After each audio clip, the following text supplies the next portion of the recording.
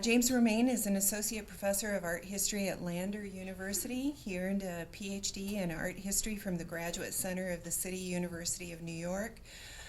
He's a frequent lecturer on faith and the visual arts. He's published in the Art Journal of the College Art Association, American Arts Quarterly, and Image, a journal of the arts and religion, as well as other journals. His books include Art as Spiritual Perception, Essays in Honor of E. John Walford, Revisioning, Methodological Studies of Christianity in the History of Art, which was co-edited by Linda Stratford, who's also with us today, and forthcoming from Penn State University Press, Behold Christ and Christianity in African American Art. This is the book that you have a flyer on that is forthcoming in your packets. He's also produced a series of video essays that are available on YouTube that you will want to check out. At Seeing Art History, those of us who teach especially are always looking for great resources to engage our students. So they will not only enlarge you, but they're also really wonderful ways of helping others to engage particular works of art. So welcome with me, James Romaine.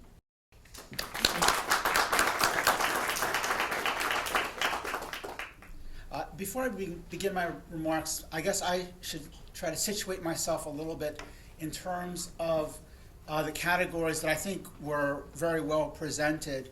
I think I do belong to the fourth category. I'm very much interested in what I would call visual theology, but I guess one of the issues I see with that position is that it sometimes can seem like it's an airplane flying at 10,000 feet or whatever. And my concern is always, how can I bring it back down to the ground? How can I keep my attention focused on the actual work of art, sort of to literally ground me in the work? I was educated at Wheaton College initially, and I studied under John Walford, who studied under Hans Rochmacher, so you might be familiar with the kind of Rochmacher school of art history. And some years ago I was invited to participate in a symposium on Hans Rochmacher's work, and I wrote an essay called Hans Rochmacher, So What?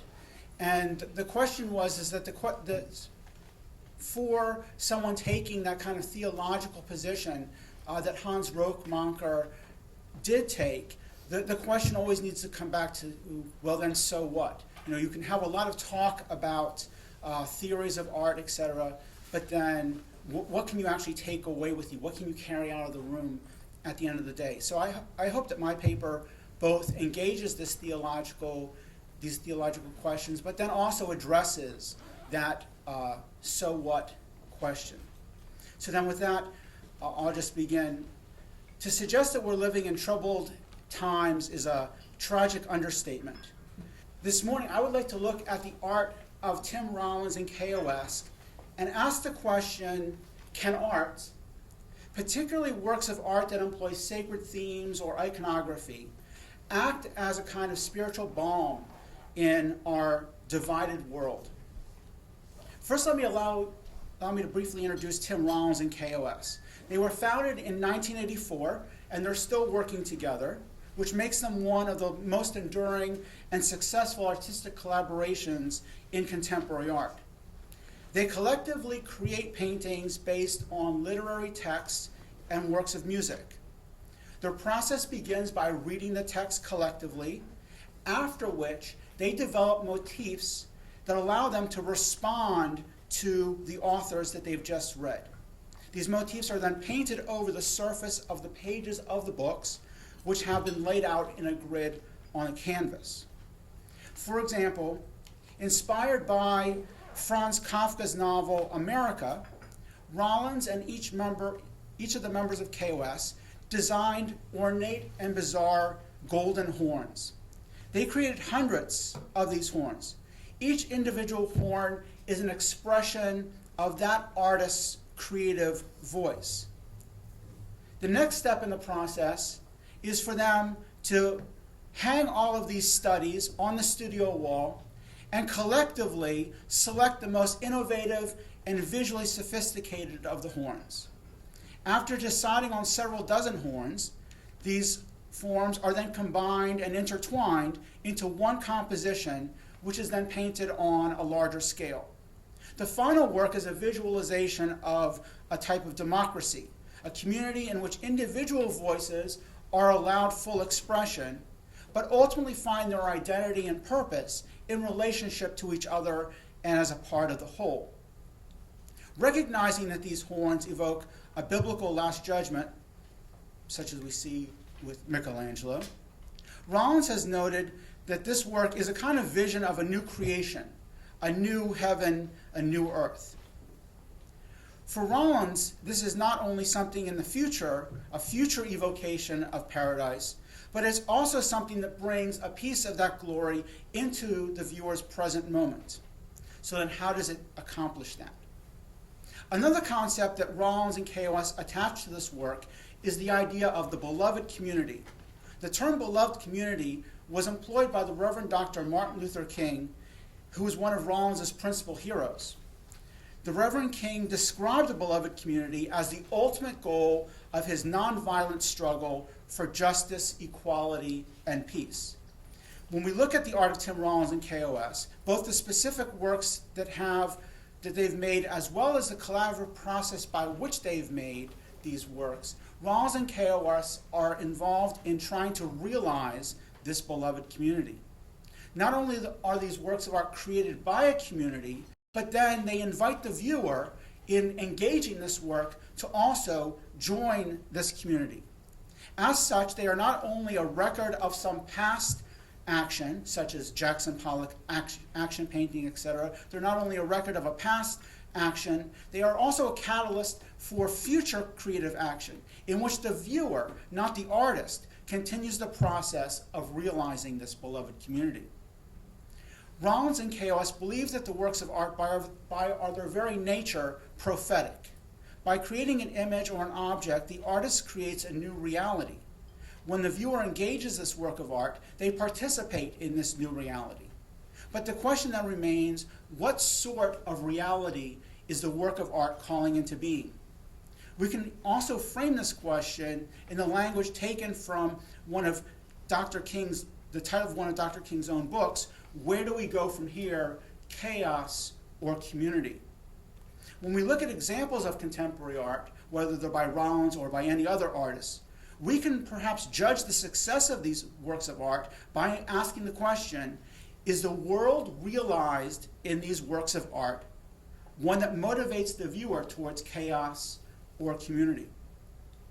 Rollins and K.O.S. have made several works based on the writings of the Reverend Dr. Martin Luther King. These include Letter from a Birmingham Jail, Suffering and Faith, and of course, Where Do We Go From Here? However, the work that I would like to focus on today is their painting, I See the Promised Land. This work is based on King's final sermon. King delivered this sermon on April 3rd, 1968 in Memphis, Tennessee. He was assassinated the next day. In his sermon, King describes having a vision of the Promised Land. I'm going to quote briefly from his sermon. Well, I don't know what will happen now. We've got some difficult days ahead. But it doesn't matter what happens to me now because I've been to the mountaintop. I've just want to do God's will. He's allowed me to go up to the mountain, and I've looked over and I've seen the Promised Land. I may not get there with you, but I want you to know tonight that we as a people will get to the Promised Land. I'm so happy tonight I'm not worried about anything. I'm not fearing any man. My eyes have seen the glory of the coming of the Lord. End of the quote. This pronouncement by King employs vision as a metaphor and catalyst for action. In saying that he has seen the Promised Land, King was articulating a faith that motivated him to action. His description of this vision was also intended to motivate his audience, which now includes us, to action. King's vision of the Promised Land has inspired Rollins and K.O.S. As visual artists, Rollins and K.O.S. create works of art, such as in this case paintings, that we look at. But there's more to see here than meets the eye. The painting employs visual means in order to give the viewer access to a vision that's beyond optical sight. Like so many other examples of the sacred in art, this work employs the visible to describe the invisible. The principal visible motif of I See the Promised Land is an isosceles triangle that fills the entire painting. It rises across the pages of King's texts and brings to mind the mountaintop that King described. Rollins and K.O.S. have created several versions of I See the Promised Land in different colors and in different sizes. But the work that I'm showing you here fills the viewer's entire field of vision. As we read this image, our eyes ascend towards the mountaintop. But what do we see from this point? In fact, the apex of the triangle is beyond the edge of the canvas. The two lines, the two edges, in fact, do not intersect, do not meet. They draw our eye beyond the image. Tim Rollins has told me that this is a deliberate extension of the form beyond the image as a realization of the hope of the promised land that always lies ahead of us. While this project of realizing this future promised land remains incomplete, it nevertheless compels us to action in the present. I See the Promised Land also participates in a larger Rollins K.O.S. project, which is an attempt to develop what he would call a king aesthetic. This so-called king aesthetic raises the question, can the ethics of King's method of nonviolent resistance be applied to art making? Can works of contemporary art create a beloved community? This painting is a proposition that they can. While the title I See the Promised Land evokes King's last sermon, the triangle motif also in part is inspired by one of King's very first sermons. This is a sermon that King preached in 1954 when he was a candidate for ministry at the church that he ultimately went to. Entitled The Three Dimensions of a Complete Life, Rollins and K.O.S. see their work as an attempt to develop what they would call the three dimensions of the complete artist. King's sermon, The Three Dimensions of a Complete Life, is based on chapter 21 of the book of Revelation. There, the author John narrates a vision of a new heaven and a new earth. Noting that John was imprisoned on the island of Patmos, King describes how John's state of being was transformed from physical confinement to spiritual ecstasy as a result of a transformed sense of vision. King noted that rather than looking around at his surroundings, John lifted his eyes towards heaven. For Rollins and K.O.S., works such as I See the Promised Land are specifically designed to accomplish a similar reorientation and transformation of vision for the viewer. Attempting to apply John's vision of a future new heaven and earth to the present circumstances of his congregation, King argued in The Three Dimensions of a Complete Life that individuals are transformed by vision and that vision is realized in action. And noting that this heavenly Jerusalem, which John had a vision of, had dimensions of a height, breadth, and length that were equal, King went on to propose that complete life should be modeled after this new heaven and earth, thereby bringing the new heaven and earth into the reality of the present. And King's point was that a complete life should, like the future kingdom of heaven, have length, breadth, and height. King argued that these three dimensions represented three types of love: love for self, love for others, and love for God. King described self-love, which he called the length of life, as a dimension of life in which we are concerned with developing our own inner powers. He said, before you can love others adequately, you have to love yourself properly. In what he called the breadth of life, King argued that the second dimension was loving others. Because God created the universe to be organically interconnected, love for oneself must be manifested in love for others. King argued that although many individuals never get beyond the dimensions of simply loving themselves, the universe is so designed that mutual dependency is inevitable. The third dimension, the height of life, was King's description of a love for God. A love for God that finds fulfillment in faith in the power of God to change the present circumstances of suffering. So King's three principles of individual agency, collective action, and spiritual renewal form the foundation for his philosophy of nonviolent action and his idea of this beloved community. Rollins and K.O.S. consider the process of art making, both the work of creating the painting, but also the process of looking at the painting, as a fulfillment of these three dimensions of self-love, love for others, and love for God. In their painting, I See the Promised Land, Rollins and K.O.S. employ the three sides of the triangle to visualize how the harmony of these three dimensions is translated into action. Specifically, the compositional balance of these three sides creates a form that visually moves the viewer.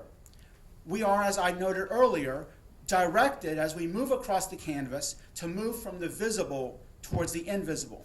So then my concluding question is, can works of art, particularly works of art that employ spiritually oriented themes and iconography, motivate us to live and act more three-dimensionally? Without taking away anything from other scholarly discussions of the content, compositions, context of Tim Rollins and K.O.S.'s art, I would propose that a painting such as I See the Promised Land was intended more to be a catalyst for creative action than the subject of academic analysis. What concerns me about our current political, social, cultural, artistic climate is that we are in too many cases no longer willing to even listen to or talk to each other.